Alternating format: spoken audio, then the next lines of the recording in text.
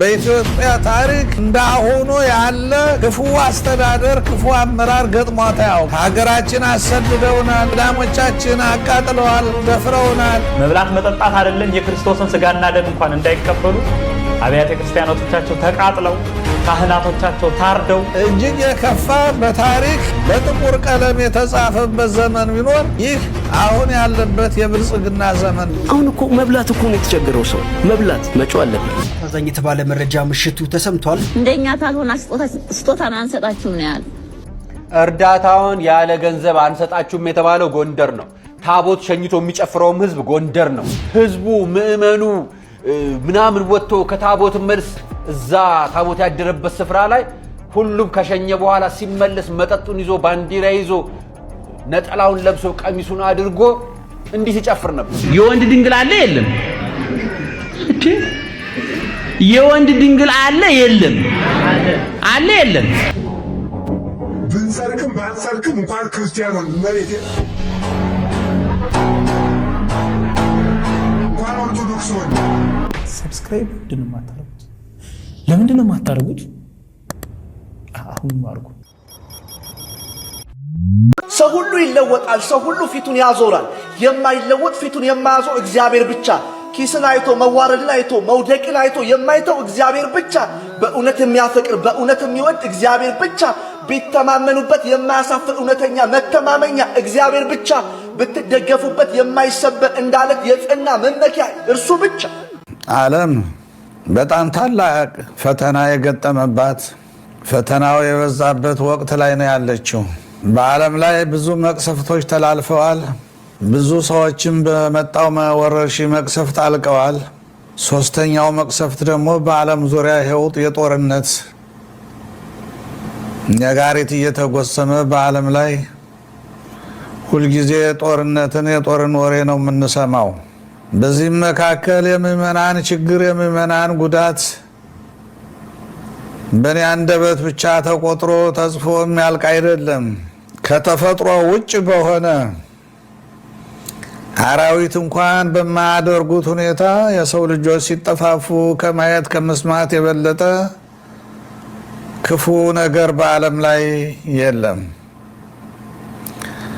ሰው ታላቅ የእግዚአብሔር ፍጥረት ሆኖ ያለ መልካም በጎ ስራ ሰርቶ ገነትን መንግስተ ሰማያትን መውረስ ሲገባው ክፉ ስራ ሰርቶ ወደ ሲኦል ወደ ሰይጣን በመጓዙ እጅግ በጣም ያሳዝናል ክፉ ጊዜ ላይ ነው ያለ ነው ይህም ደግሞ በኢትዮጵያውያን ላይ እጅጉን የጸና እጅጉን በጣም ክፉ የሆነ ነገር ደርሶባቸዋል ኢትዮጵያውያን በዚህ በልደቱ እንኳን ረፍት ጦርነቱን አቁሞ የአንድ ሳምንት ረፍት እንኳን ማድረግ ሲገባቸው ያለምንም ረፍት በዓል የለ ክብር የለ ታሪክ የለ ሁሉ ነገር ተጥሶ በእንዲህ ያለ ፈተና ኢትዮጵያውያን እያለፉ ነው ያሉና እጅግ በጣም አዝናለሁ ከኛም በላይ ሁሉን ነገር እግዚአብሔር ተመልክቶታል እግዚአብሔር አይቶታል የእናቶችን ጩኸት የህፃናቱን ለቅሶ የመከራውን ጽናት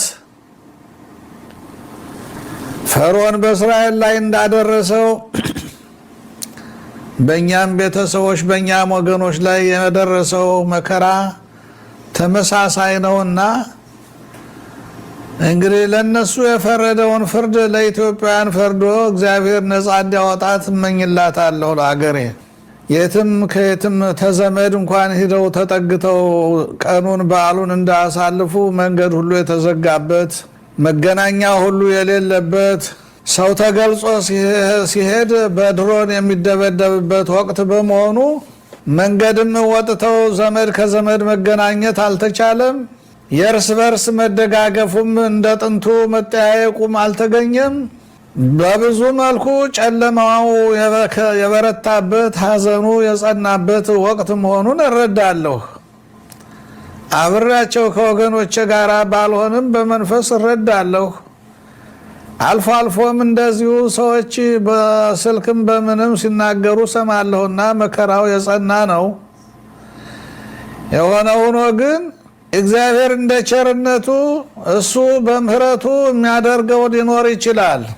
ወይም የዓለምን መንግስታት አራርቶ ልቡናቸውን አራርቶ እጃቸውን ዘርግቶ እርዳታ እንዲሰጧቸው ወይም ራሱ እንደ ቸርነቱ እስራኤልን መና እንደመገባቸው እሱ ባወቀ ገንዘብ ህዝቡን መመገብ ይችላልና እንዲመግባቸው ሁሉን ለሚችል አምላክ ለቅዱስ ኤልሻዳይ በጸሎት እማጸናለሁ እንጂ ከዚህ ሌላ ምን ማለት ይቻላል?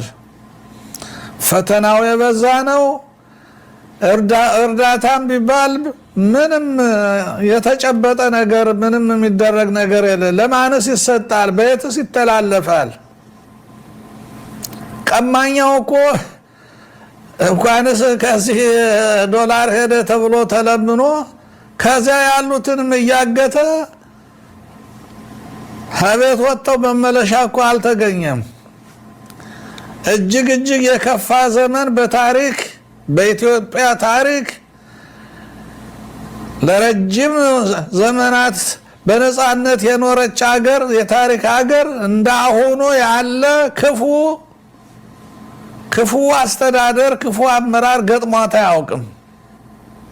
በግራይ ጊዜ ክፉ ዘመን ነበረ ይባላል።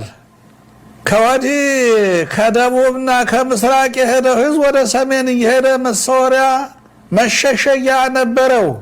በድርቡሽም ጊዜ እንደዚሁ ወደ ደቡብ እየተሰደደ መጠጊያ መሸሸጊያ ነበረው። በጣሊያን በመጣም ጊዜ ደሴቶቹ፣ ዋሻዎቹ፣ ጫካዎቹ ሁሉ መደበቂያ ዋሻ ነበሩ። ዛሬ ግን እንደሱ አይደለም። ምንም መደበቂያ ዋሻ መሸሸጊያ ጥላ የለም።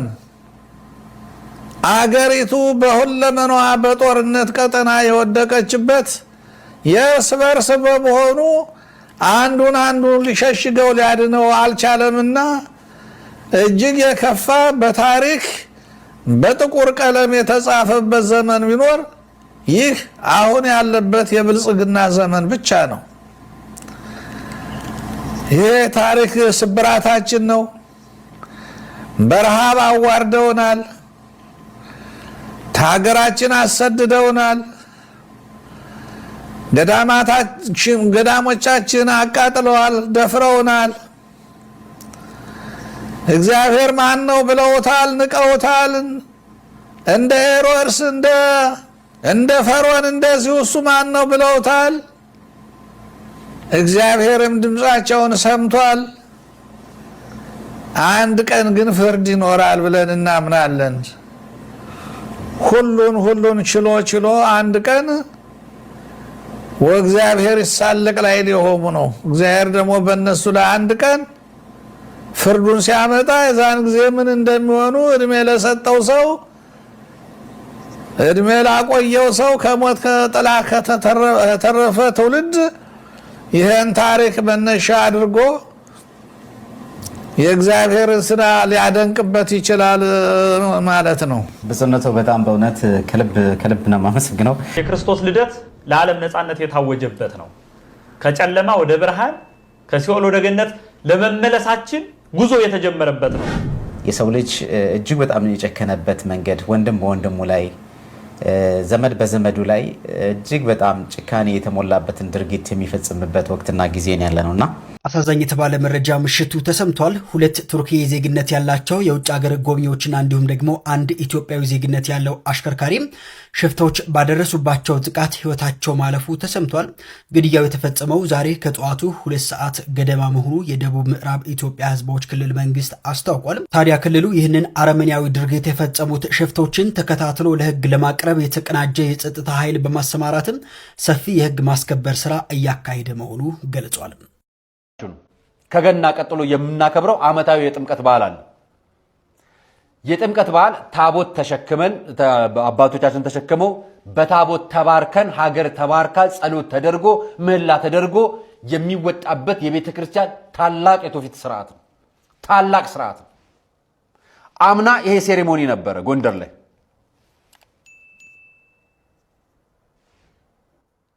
ከታቦት መልስ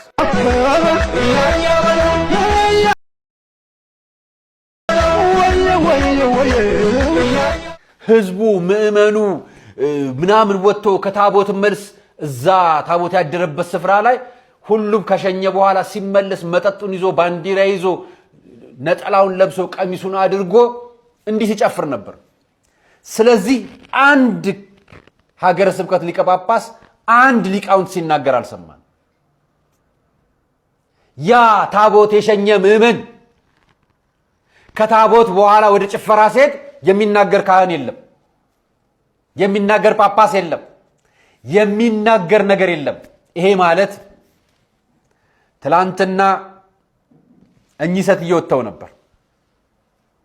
እኔ የክርስቲያን ልጅ ማተብ ያለኝ ሃይማኖት ያለኝ ሃይማኖትን ያጠበቅኩ ነኝ።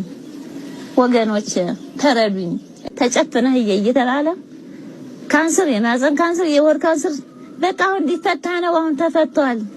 ተጨፍናችሁ ይይ ቁልጭ እንዳትሉ፣ ቁልጭ ራስ ዞራችሁ ተጨፍናችሁ ይይ ብሎ ያን ታምር ሰምቼ እንደገና እንደዚህ ቁልጭ ስል ምን ተጨብጧል? ለጥቆ በብልቃጥ የተያዘ ነገር በብልቃጥ ጨብጠው ሳይ በራፍ በዘበኛ ነው ቁማ ላይ አሳልፉኝ እስቲ ስል አታልፊም፣ ትቆያለሽ። አይ ልጄን ሽንቱን መጥቶታል ላወጣው ነው ቢጄኔ በዛው ሾልኬ መጣሁኝ። እነሱ ማተባችሁን ቁረጡ፣ እንደኛ ታልሆና ስጦታን አንሰጣችሁም ነው ያሉ። እርዳታውን ያለ ገንዘብ አንሰጣችሁም የተባለው ጎንደር ነው። ታቦት ሸኝቶ የሚጨፍረውም ህዝብ ጎንደር ነው። ስለዚህ በእምነት ላይ ያለ ጥያቄ አይፈጠርም። ይሄንን የሚመራ ይሄንን አቤት የሚል ሊቃውንት የለም። ይሄንን መልስ የሚሰጥ አባት የለንም። ምዕመኑ እየተበላ ነው። እኛ የጠየቅናችሁ እርዳታ በእርዳታ ስም ሰው እየተሰረቀ ነው። ማህበረ ቅዱሳንም ዶክመንተሪ ሰራ። ብዙዎቻችሁ ማህበራዊ ሚዲያ ላይ ወጣችሁ ተናገራችሁ። አባቶችም ምናምን አላችሁ። ምዕመኑ ሴት ነው ያለው። ቀጣይ ጎንደር ከታቦት መልስ በኋላ የሚደረገውን ጭፈራ ስፖንሰር ያደረገው ማን? ምዕመኑ። ለምዕመኑ እናንተ ካልሰበካችሁት፣ ካልነገራችሁት፣ እንዲኖር ካላረጋችሁት ነገ በእርዳታም በጭፈራም ይሄዳል ምዕመኑ። በእርዳታም በጭፈራም እንዳይሄድ ደግሞ ብለን እንዳናስብ አባቶቻችን ዛሬ መንሱር ጀማልን ሆነዋል። ይዋችሁ እኚህን አባት ቄሱ መንሱር ጀማል። በስመ አብ ወወልድ ወመንፈስ ቅዱስ አሐዱ አምላክ አሜን። የተወደዳችሁ የልዑል እግዚአብሔር ቤተሰቦች እንደምን ዋላችሁ? እንግዲህ ዛሬ በዛሬው ቪዲዮአችን ላይ የምትመለከቱት እንደሚታወቀው በዚህ መንፈሳዊ ቻናል ላይ በአመት 3 ታላላቅ የበረከት ስራዎችን እንሰራለን። በዘንድሮ አመትም የገናን በዓል ምክንያት በማድረግ የታመሙ ወንድሞቻችንን ለመጠየቅ የ100 ብር ቻሌንጅ ብለን ጀምረን ነበር። እዛ 100 ብር ቻሌንጅ ላይ ደግሞ እንዲህ አይነት ነገሮች በሌላው ቢደረግ ምንም አይገርመኝም። በካህን ሲደረግ ግን አፍራለሁ። ስጦታውን ለህዝብ እይታ ታይታና ይሁንታ ተብሎ አባት መስጠታቸውን በቪዲዮ እየቀረጹ ገንዘብ የሚሰበስቡበት ፕሮግራም ማለት ነው። በአመት 3 ጊዜ ለአባሎች እየመረጡ ስጦታ ይሰጣሉ። ከዛንኛ አባት ልክ እንደ መንሱር ጀማል በፌስታል ብር ይዞ እርዳታ እየሰጠ እንደሚመጻደቀው ሁሉ የኛም ካህን ቆብ ለብሰው ካህን ላብሳ አድርገው ሆስፒታል ገብተው ብር እየሰጡ ይመጻደቁብናል። ቀኝ የሚሰጠው እጃችሁን ግራ እጁ አይመልከት የተባለው የትኛው ሆነና ነው በካህን የሚደረገው? ሌላው ምን ቢያደርግ በነገራችን ላይ ልንነገር ያደረጉት ካህን ስለሆነ አሳዝኑኝ። ለዚህ ነው ብፁዓን አባቶቻችን እናንተም ለቪዲዮ የምትሰሩት ከሆነ ታዲያ ፕሮቴስታንቶች ኑ እርዳታችሁን ማህተባችሁን በጥሱ ቢሉ ለምንድን ነው የምንወቅሳቸው? ለምን ተወቅሷቸዋላችሁ? ምዕመኑን መንፈሳዊ ነገር ማስተማር እየኖሩ ማስተማር እንጂ እንዲሁ ሸፋፍኖ መሄዱስ አያዋጣም። ትላንት አለ እናንተ እያረጋችሁት ጴንጤው ሲያደርግ ወንጀል የምታደርጉበት ምክንያት አይታየኝም። አዎ እምነትህን ቀይር ሌላው መብቱ ነው። እናንተ እርዳታ የማይቀበል ማህበረሰብ የመፍጠር ኃላፊነት ደግሞ የኛ ድርሻ ነው። ይሄ ሁሉ ኦርቶዶክሳዊ ባለበት ሀገር፣ ይሄ ሁሉ ምዕመናን ባለበት ሀገር ውስጥ ደብረ ብርሃን ላይ በጣም ብዙ ሚሊዮን ምዕመናን ስደተኛ መጠለያ ጣቢያ ውስጥ ነው ያሉት።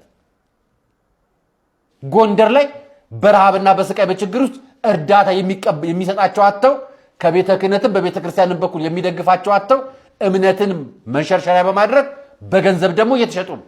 በስጦታ በዱቄት በዘይት ይኸው እያሉ ነው እየመሰከሩ እየሰማችሁ። ታዲያ ይሄ ሁሉ ሲሆን ብፁዕ አባታችን ምን ተናገሩ? ለገና ቤተ ክርስቲያኒቱን መደፋፈር መጥተዋል።